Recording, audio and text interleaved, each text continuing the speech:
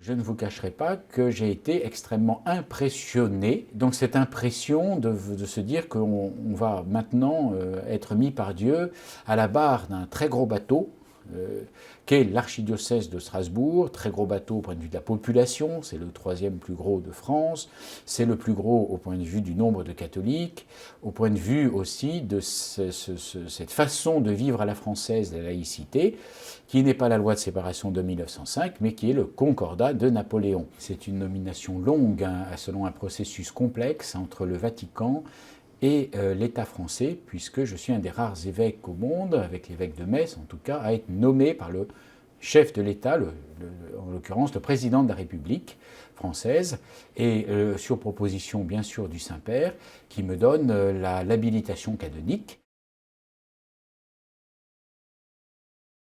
Si Dieu le veut, ce sera ces 15 prochaines années l'avant-dernière phase de mon existence, qui commence en 1957 à Paris, d'un père militaire, d'une famille de 7 enfants, qui se poursuit par des études scientifiques de l'école polytechnique, qui se continue par mon injection dans une abbaye en Ardèche. Je suis donc religieux, chanoine régulier de Saint-Augustin, d'où le pape Benoît XVI va me sortir en septembre 2009 pour me nommer évêque aux armées français, bien sûr. Et je suis donc évêque aux armées depuis le 29 novembre 2009. L'évêque, qu'il soit aux armées ou archevêque de Strasbourg, reste un prêtre, fondamentalement, et j'oserais même dire que, ayant été d'abord frère, simple religieux, laïque bien sûr, et aujourd'hui évêque, c'est le fait d'être prêtre, de pouvoir concentrer mon cœur de vie, mon attention, mon cœur autour de l'Eucharistie, qui reste pour moi l'axe sur lequel pivote le reste de ma vie, d'ailleurs de mon existence très concrète et de ma mission d'évêque, mais qui fait que c'est toujours une mission sacerdotale, et c'est toujours une mission diaconale, et c'est toujours une mission baptismale.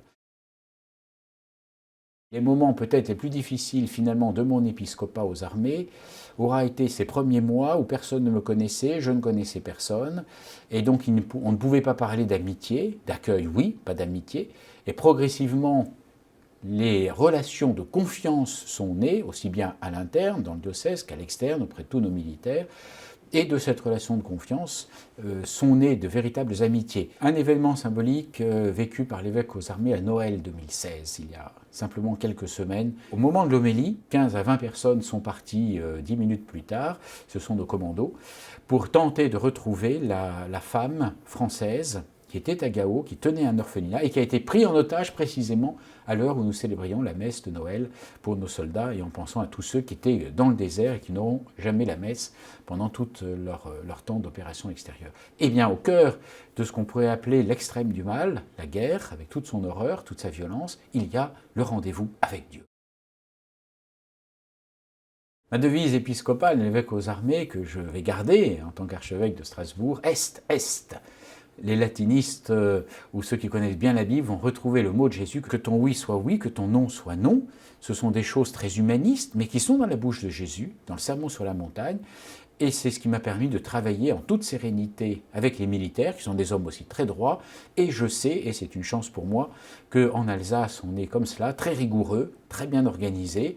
Et quand on dit qu'on fait quelque chose, on le fait. Et je sens par avance que cette devise va très bien correspondre à l'archevêque de Strasbourg que je vais être.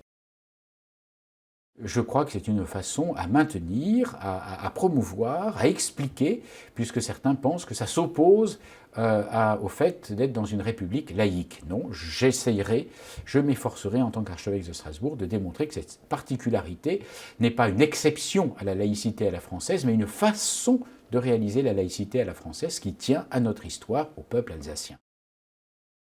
Alors pour tous nos soldats de seconde classe qui rentrent dans l'armée au chef d'état-major des armées, je vous quitte à regret, car je sais que les missions aujourd'hui se multiplient et se densifient, c'est-à-dire gagnent en intensité. J'ai un peu l'impression de vous abandonner, et donc je me confie quand même à votre prière et à votre charité, mes chers amis soldats. J'ai envie de dire à mes futurs diocésains combien je suis un homme qui arrive avec les mains vides, mais les mains chaudes. les mains vides parce que je ne connais pas la langue allemande, encore moins les dialectes alsaciens. Je ne connais pas votre Église, que je vais découvrir bien entendu et qui va devenir la mienne. Hein. Je ne vous connais pas personnellement, donc je n'arrive sans aucun bagage technique, vraiment les mains vides, mais les mains chaudes parce que j'aimerais au plus tôt rentrer en confiance et en amitié avec chacun de vous et avec la communauté tout entière.